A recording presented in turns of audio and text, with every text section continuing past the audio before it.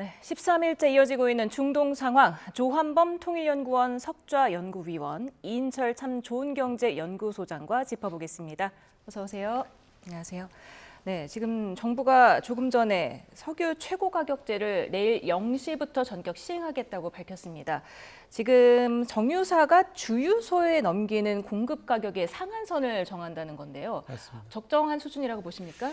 일단 소비자들이 착각하지 말아야 될 게 이게 주유소의 판매 가격이 아닙니다. 내가 기름 넣으러 갔는데 바로 가격이 안 내렸다. 이거가 아니라 정유사의 도매 가격입니다. 주유소에 넘기는 가격의 상한을 정했다라는 얘기이고요. 지금 기준 가격이 나왔습니다. 일단은 휘발유 가격은 지금 1,724원이고요. 경유가 1,713원, 등유가 1,320원이 정유소에서 주유소에 판매하는 가격 상한입니다. 그러니까 아마 여기에다가 일부 뭐 임대료라든가 아니면 운송 비용, 이 보관료, 카드 수수료 같은 것을 더해서 판매를 하게 되는데 지금 오늘 보면 전국적으로 보면 기름값이 한 1,900원 내외거든요. 1,900원 내외인 걸 감안하게 되면 아마 내일 0시부터 바로 이제 적용하겠다라고 얘기를 했기 때문에 일반 주유소들도 기존에 받았던 재고 물량조차도 아마 반영할 가능성은 높은데요. 저는 아마 평균적으로 보면 리터당 한 1,000원 정도, 1,000원 정도는 좀 100원 정도. 깜짝 놀랐습니다. 깜짝 놀랐죠. 리터당 한 100원 정도 희망사항입니다. 이 100원 정도 좀 낮아져서 1,800원대가 이제 되지 않을까라는 생각이 드는데요. 물론 이미 이제 임대료가 굉장히 비싼 강남권이나 이런 데는 조금 더 오를 수 있고요. 예. 좀 더 이제 외곽으로 가면 이보다 더 낮아질 수 있습니다. 예. 이게 소비자들이 내 차에다 기름을 넣으려고 할 때 균일가가 아니고 주유소마다 판매 가격이 다를 수 있는 거죠? 맞습니다. 이게 소비자들이 원하는 건 야, 더 이상 내가 계속 이 정말 메뚜기처럼 예. 저가 주유소를 찾아가지 않아도 이 A 주유소, B 주유소, C 주유소가 똑같이 가격이 균일하다면 좋겠는데 그러나 이제 이 만여 개가 되는 전국 주유소를 다 일괄적으로 가격 제한할 수가 없다라는 논리입니다. 여기는 지역별로 임대료가 다르죠. 굉장히 핵심 지역의 임대료가 다르고요. 그다음에 셀프 주유하는 데는 인건비가 좀 덜 듭니다. 여기에다 이제 경영 전략에 따라 가격 편차가 너무 크니까 오히려 이렇게 주유소 가격을 정하는 건 왜곡 현상이 나타날 수 있다라고 해서 이건 제외가 됐습니다.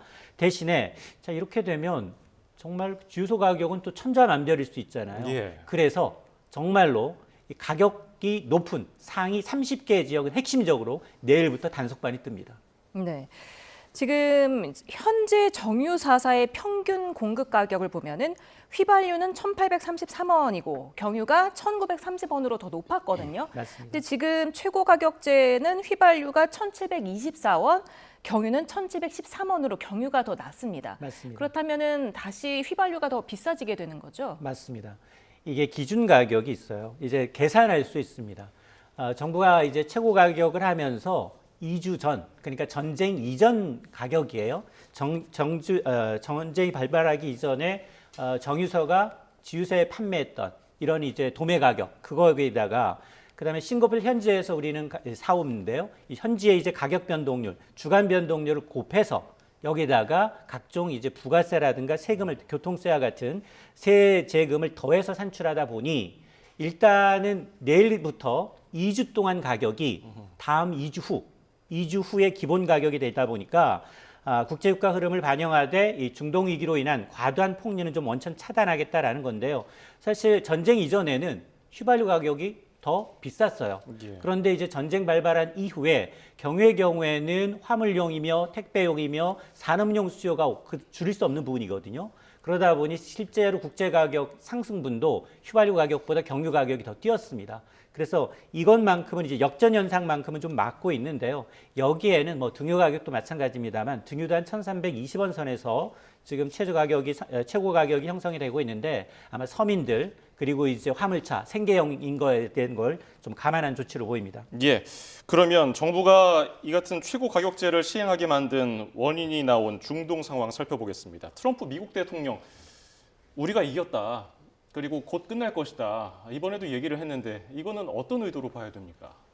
이겨놓고 시작한 전쟁이죠. 유치원생하고 UFC 이종격 선수하고 싸우는 거 똑같거든요.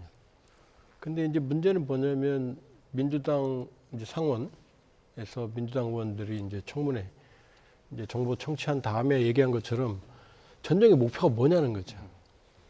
그러면 지금 트럼프 대통령 초기의 발언을 보면 지도부를 제거했고 그다음에 새로운 지도부는 내가 정할 거고 그다음에 이란 국민들은 봉기하고 아마 이렇게 생각을 했던 것 같거든요. 예. 그리고 이제 이란의 주요한 해군, 공군, 그다음에 이제 방공망, 미사일, 그다음에 이제 제일 중요한 이번 전쟁의 핵심 원인이었던 핵. 그런데 지금 제일 의아스러운 게 핵 얘기가 안 나오잖아요. 농축을 하는 얘기는 한마디도 거의 안 나옵니다. 그러네요. 네. 그런데 지금 전쟁 끝났다? 그다음에 지금 하메네이 이란 신정체제 지도부 다 제거했다고 그러지만 실제로 하메네이 밑에서 실권을 장악하고 있던 아들 무즈타바가 지금 최고 지도자 라흐바르로 선출됐거든요. 예. 그럼 전쟁을 왜 했냐는 거지. 핵 문제는 해결도 안 돼. 그다음에 지금 지상군이 안 들어갔거든요. 지상군이 안 들어가면은 혁명수비대의 지상군 세력들은 거의 온전히 됩니다. 그렇게 보면은 지금 본인은 이겼다라고 말하는 것 자체가 이제는 더 깊은 수렁에 빠지기 전에 발을 빼야 되는 거 아닌가. 그리고 이제 그 수렁이 이제 혁명수비대가 미국의 약점을 안 거죠. 결국 유가를 건드리게 되면 트럼프 본인도 직격탄이고 전 세계가 직격탄이고 그다음에 지금 뭐 두바이나 과거 중동 걸프 산유국들의 화려했던 도시들은 이제 분쟁 지역으로 전환됐거든요. 예. 그러니까 이 국가들은 지금 터지기 직전이죠. 근데 그 대상이 이란이 아니고 미국이에요. 왜 긁어부스럼 만들었느냐. 그러니까 트럼프 대통령은 초기 목표가 뭔지 명확히 말하지 않고 있고 핵 얘기를 하지도 않고 있고 지금 발을 빼려고 한다 이렇게 봐야겠죠. 네, 지금 유가 직격탄 얘기를 해주셨는데 대규모 전략 비축유 방출 결정에도 지금 유가가 다시 장중에 100달러를 넘기도 했고 우리 국가의 좀 의존도가 높은 두바이유는 거의 배럴당 120달러 수준으로 올랐더라고요. 맞습니다. 지금 사실은 우리가 이제 정부 정책을 정말 히든 카드를 꺼냈거든요. 세 개 카드 가운데 가장 먼저 최고 가격을 이제 지정했는데 하필이면 오비 이락. 지금 유가 상황이 좋지 않습니다. 오늘 브렌트유 기준 장중에 100달러를 넘어섰어요. 근데 지금 현재 우리가 주로 수입하고 있는 중동산 두바이유 어제 가격입니다. 어제 가격 기준 119달러예요. 119달러를 기록하고 있는 상황이고 지금 선물이 좀 좋지 않습니다. 나스닥 미니 선물과 S&P 선물 지수가 하락을 하고 있는데 그 이유가 지금 서부 텍사스 중진류의 경우에는 사실은 오늘 조금 상승은 했지만 4%대 상승이었거든요. 4%대 상승해서 지금 추가로 더 오르고 있습니다. 배럴당 91달러. 그리고 이제 북해산 브렌트유 선물 역시 93달러. 이제 5월분이 아니라 6월분로 교체되면서 상승폭은 좀 줄어든 것으로 보이지만 4에서 5% 정도 유가는 좀 오르고 있는 상황입니다. 실시간으로. 예. 지금 이 원유 문제 계속해서 예. 언급이 되고 있는데 호르무즈 해협이 막혔기 때문이죠. 네. 근데 지금 이란은 계속해서 원유 수송선에 대해서 공격을 하고 있고 뭐 기뢰 설치 얘기까지 나왔는데 기뢰는 진짜로 설치가 된 겁니까? 기뢰를 만일에 설치했다면 선박은 못 다닌다고 봅니다. 이게 뭐냐면 기뢰도 이제 여러 가지 종류가 있거든요. 이제 과거 제일 원시적인 기뢰는 부유식 기뢰입니다. 예. 쭉 뿌리면 떠다니는 거죠. 이거 통제가 안 돼요. 어느 지역에 있는 게 아니라 떠 있기 때문에 해류에 따라서 인도양 밖으로 나갈 수도 있거든요. 만일에 그걸 수십 발을 뿌려놨다 그러면 지금부터는 못 다닙니다. 아하. 그다음에 이제 계류식. 뭐냐면 해저에 앵커 닷을 놓고 떠 있는 거죠. 그다음에 이제 해저 기뢰 바닥에 붙어 있는 거. 예. 그다음에 자항 기뢰라고 그래서 스스로 움직입니다. 그다음에 이제 종류도 예를 들면 접촉식 부딪혀 터지는 원시적인 기뢰로부터 음향 프로펠러에 따라서 작용하는. 그다음에 선박의 철. 그다음에 이제 수압. 그러니까 아주 많거든요. 예. 근데 문제는 뭐냐면 이 기뢰는 가격이 싼 거는 몇 천만 원이고 아주 비싸봐야 수억 원이에요. 근데 함정은 이 집 싸움은 적어도 10억 달러가 넘고 미국 항공모함은 포드급은 130억 달러가 넘거든요. 예. 그렇게 보면 기뢰를 뿌려놨다 그러면 이거 악몽이죠. 왜냐하면 뿌리면 무슨 지뢰밭처럼 제거할 수 있는 게 아니라 제거하는 게 너무 힘들어요. 그리고 제거할래도 완전히 제거했다고 해도 남아있는 게 있기 때문에 과거에 미국 구축함도 기뢰에 터진 적이 있거든요. 지금 뿌렸다면 못 다닌다고 봐야 됩니다. 다만 지금 상황은 혁명수비대가 기뢰를 보여준 것 같아요. 우리 이거 설치한다. 이게 얼마나 위협적이냐면 미국이 기뢰 부설함 16척을 없앴다? 트럼프 대통령이 그러죠 지금. 예. 모든 기뢰 부설함을 없앤 것 같다고. 기뢰 부설함이 이란이 그렇게 많지 않아요. 우리도 정상적인 기뢰 부설함은 원산함, 남포함 2척이거든요. 3,000톤급. 저 얘기는 뭐냐면 이란은 기뢰를 조그만 소형 선박으로 다 운반하거든요. 그러니까 어선, 그다음에 보트 이런 걸 하죠. 그러니까 어지간한 건 부신 다음에 다 없앴다 시장에 심리적 안정감을 주는 거거든요. 예. 근데 그렇지 않아요. 이란이 맘먹으면 얼마든지 소형 선박으로 좀 뿌릴 수 있거든요. 북한은 수만 개의 기뢰가 있고요. 이란도 거의 최대 10,000개가량의 기뢰가 있거든요. 이걸 뿌린다 그러면 그야말로 재앙이죠. 근데 문제는 이걸 뿌리면 그 누구도 수거하는데 몇 달이 걸리고요. 이란 자체적으로 수거를 못하고 그럼 그 몇 달 동안이 막힌다는 얘기예요. 그 재앙이죠. 네. 지금 왜냐하면 CNN이 지금 이미 이란이 최근 며칠간의 호르무즈 해협에 수십 개의 기뢰를 설치했다고 보도를 했고 CBS도 지금 설치하고 있다고 보도를 했기 때문에 여쭤본 건데 그렇다면 눈에 보이는 몇 개만 좀 이렇게 과시용으로 설치했다는 그렇죠. 말씀이십니까? 만약에 설치했다면 이미 선박은 못 다닙니다. 왜냐하면 기뢰가 있는데 어떻게 다닙니까 이걸. 미군 선박은 들어갈 수 없을 뿐더러 그다음에 대형 유조선들이 기뢰가 있는 상황에서 다닐 수가 없잖아요. 그러니까 제가 보기엔 과시형으로 아마 부분적으로 수거할 수 있는 범위 내에서 보여준 것 같다. 근데 혁명수비대가 만일에 직접 기뢰를 부설한다 그러면 그건 자폭입니다. 왜냐하면 본인들도 막히는 거거든요. 그건 최악의 시나리오라고 봐야죠. 그러면 미 해군의 호위 작전도 사실상 어려운 겁니까? 그게 말이 안 되는 거예요. 왜냐하면 호르무즈 해협이 폭이 좁거든요. 정말로 대형 함정이 거기다 수심이 낮습니다. 예.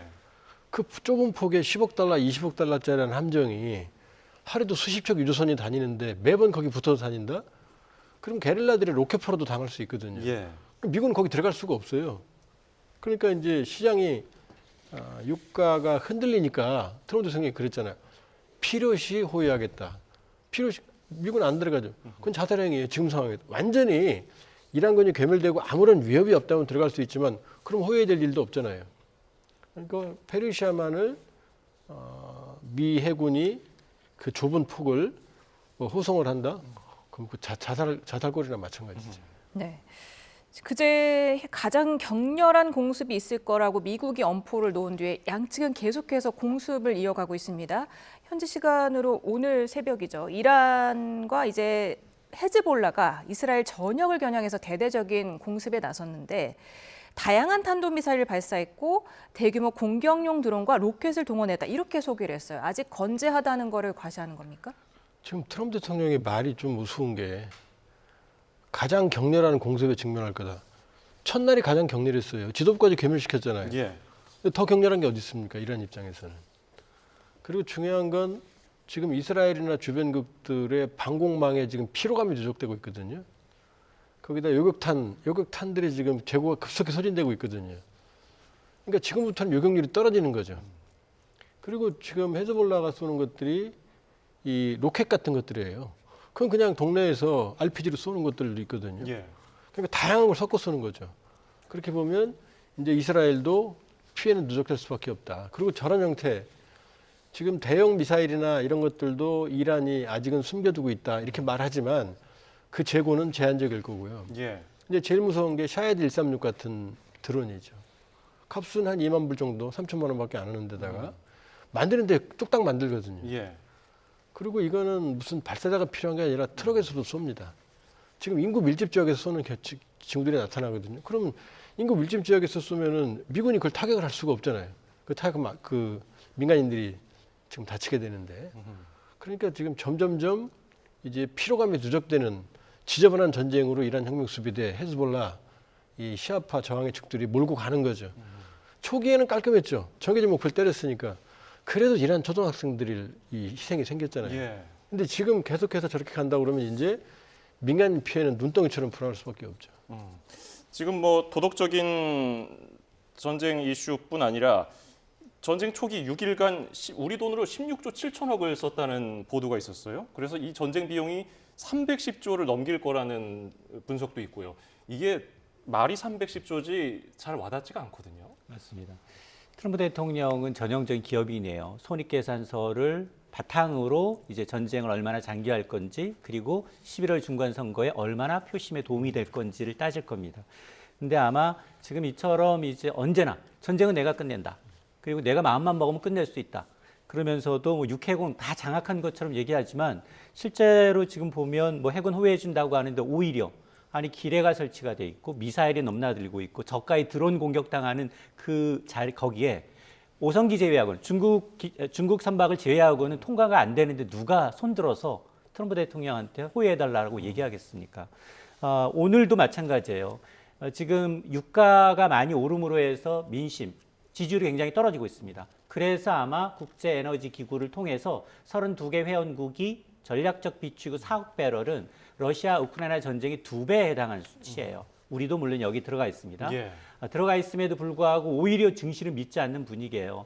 야, 나을지 전 세계가 쓸 수 있는 나을지 이건 일회성이고, 오히려 지금 보면 지금 그 여기 해협에 있었던 뭐 태국이라든가 일본의 어떤 선박들이 좀 피격당하는 걸 보니 정말 화약고가 정리되지 않은 이상 시장은 좀 믿지 않고 있다. 아마 이걸 감안하게 되면 트럼프 대통령은 가능한 한 빨리 이제 전쟁 지금 물자부터 시작을 해서 각종 뭐 전 세계에 지금 나가 있는 미군들의 있던 기지를 다 동원하면서 굉장히 지상전 가능성까지 이제 얘기를 하고 있지만 실질적으로는 말씀하셨던 것처럼 이 돈에 민감한 트럼프 대통령이 이 사람 어느 정도냐? 이 전쟁 와중에 이제 바로 슈퍼 301조 발동시킵니다. 전 세계 우리나라를 상대로 해서 불공정 무역하고 있는 곳은 바로 이제 조사 시작해라라고 하고 있기 때문에 어떤 방식으로든 이제 이 트럼프 대통령이 이제 어떻게 가져갈지 여부를 좀 지켜보는 게 오히려 불확실성을 좀 피하는 방법입니다. 네, 계속해서 인명 피해도 늘고 있고 이렇게 천문학적인 비용이 들고 있다 보니까 트럼프 지지자들 사이에서도 균열이 일고 있지 않습니까? 게다가 또 재작년에 트럼프 대통령이 자신은 전쟁을 일으키지 않을 거다 이렇게 말하기도 했잖아요. 지금 전쟁의 목표가 뭔지를 트럼프 대통령이 한 번도 말을 안 했어요. 그러면은 지금 상황에서 지금 최대 한 30%? 요 정도가 지지하거든요. 예. 근데 그 지지도 아주 강력하게 지지하는 게 아니에요. 어쩔 수 없이 지지하는 거거든요. 그렇게 보면 마가 같은 경우 트럼프 대통령을 지지했던 많은 이유 중에 하나가 쓸데없는데 돈 안 쓴다. 이게 제일 컸거든요. 근데 지금 뚜껑을 열어보니까 지금 쓸데없는데 돈이 나가고 있거든요. 거기다가 그동안은 숨겨왔는데 부상자가 140명이라는 것. 그다음에 지금부터는 아마 미군의 피해가 계속 커질 거예요. 누적될 거예요. 왜냐하면 방공망도 지금 피로감이 커졌으니까. 거기다가 제일 큰 거는 역시 계속 반복되지만 유가입니다. 지난해 12월 기준으로 WTI 서부 텍사스산 원유가 55불이었거든요.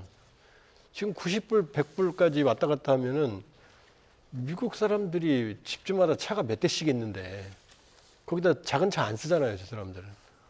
그러면 지금 갤런당 뭐 4불, 5불까지 얘기가 나오거든요. 그 2배로 올라가는 거예요.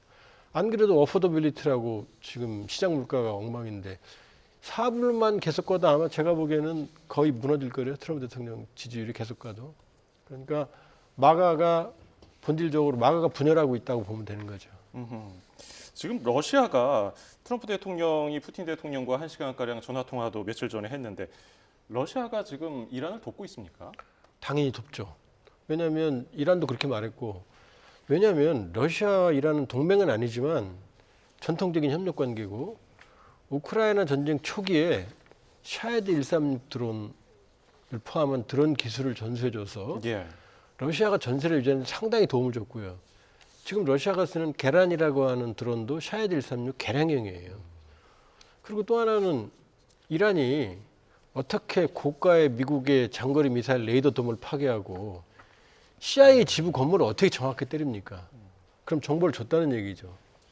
지금 트럼프 대통령의 이번 전쟁의 숨은 그림 중에 하나가 최대 수혜자 중에 하나가 푸틴이거든요. 왜냐? 우크라이나로 가야 될 무기들이 다 지금 중동으로 가니까 우크라이나 국방은 현저하게 지금 약화되고 있고요. 그다음에 우크라이나 전쟁 수행 능력을 이제 약화시키기 위해서 유가를 억압을 했는데 저유가를 했는데 지금 러시아 유가는 천정부지로 오르고 있대. 지금 신나죠. 오일머니 들어오니까. 예. 그러니까 뭐 러시아를 압박하기 위해서 베네수엘라, 이란을 때렸다? 아니에요. 두 번째. 그다음에 중국을 압박한다 그러지만 오송홍길 단 배들은 다 가거든요. 예. 또 하나는 중국은 급하면 최악의 경우 러시아라는 비상구가 있습니다. 인도도 그렇고. 그러니까 도대체 이 전쟁에 어떤 복합적인 그림을 그렸는지 오히려 트럼프 대통령의 잠재적 적이었던 러시아는 쾌재를 부르고 있고 중국도 생각보다 데미지가 안 큰 상황으로 가고 있다는 거죠. 앞서서 저희가 두바이유 가격이 지금 배럴당 120달러 선에 육박한다고 말씀을 드렸는데 사실 전쟁이 터지기 전에는 두바이유가 원래 더 쌌단 말이에요. 근데 우리 지금 두바이유 의존도가 높지 않습니까? 맞습니다. 이 때문에 우리 물가가 얼마나 올라갈 것인지 그 부분도 좀 우려가 됩니다. 맞습니다. 이 전쟁이 2월 28일입니다. 하필이면 2월 이제 소비자 물가 데이터에는 거의 반영이 안 됐기 때문에 6개월 연속 2%대 물가입니다. 근데 이제 전쟁 이전에 서부텍사스 중진류가 한 67달러대였는데 지금 90달러대거든요. 이미 한 30-40% 이상, 50% 이상 넘게 오른 상황이어서 이 수준이 그대로 반영이 되게 되면 올해 전체 성장률은 낮아지고요. 물가 전망치는 올라갑니다. 한국은행이 올해 이제 우리나라 성장률 전망하면서 물가 한 2.2%를 예상했는데 그게 브렌트유 기준 64달러 기준이에요. 근데 이미 30달러 이상, 50% 이상 올랐습니다. 이렇게 되면 물가 3% 시대에 맞는다는 얘기고요. 성장률 2.2% 얘기하고 있는데 이렇게 국제유가 100달러 가게 되면 성장률 둔화됩니다. 그래서 우리가 가장 해결하기 어려운 경제학자들이 난제라고 풀리는 이제 에세이 공포, 저성장, 고물가가 현실화되지 않겠느냐.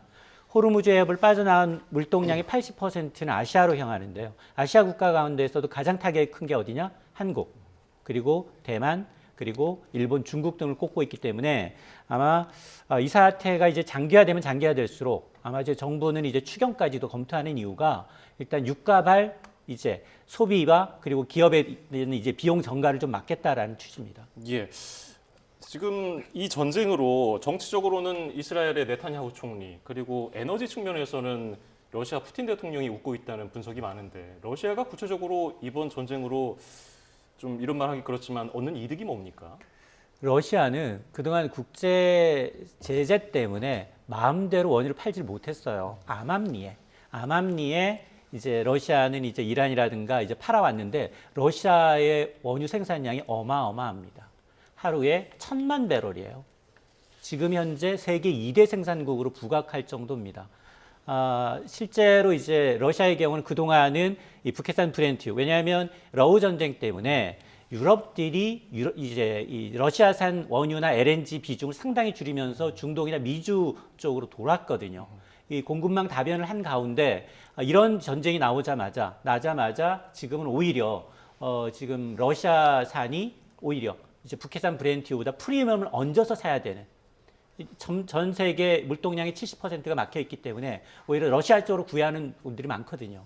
그래서 아마 이제 러시아가 아마 최후의 승자가 아니냐라는 이제 분석이 나오는 이유가 아마 이제 이러면서 이제 종전도 이제 자기가 중재를 하겠다고 하는 얘기가 러시아의 경우는 제재받고 있죠. 그 다음에 이제 지금 유가에 대한 패권도 있죠. 뭐 이런 것들 그리고 이제 이 우크라이나와의 전쟁 때문에 그렇지 않아도 국제사회 비난의 대상이었는데 오히려 이건 위기를 오히려 이제 기회로 만들 수 있는 활용하는 것이 바로 이제 러시아산 원유라고 생각합니다. 네, 지금 내일 0시부터 이제 30년 만에 석유 최고 가격제가 시행이 됩니다만 그래도 여전히 전쟁 전보다는 휘발유 값이나 경유값이 높기 때문에 주유소 가기가 두렵다. 전기차주들이 부럽다는 분들이 많더라고요. 근데 올해 들어서 지난 10일까지 보급된 전기차가 지난해 같은 기간에 2.6배 수준으로 이미 올해 들어서 전기차가 많이 팔렸는데 당분간 이런 흐름이 좀 이어질다고 보십니까? 맞습니다. 전기차는 어떤 트렌드상 그동안 이제 트럼프 대통령이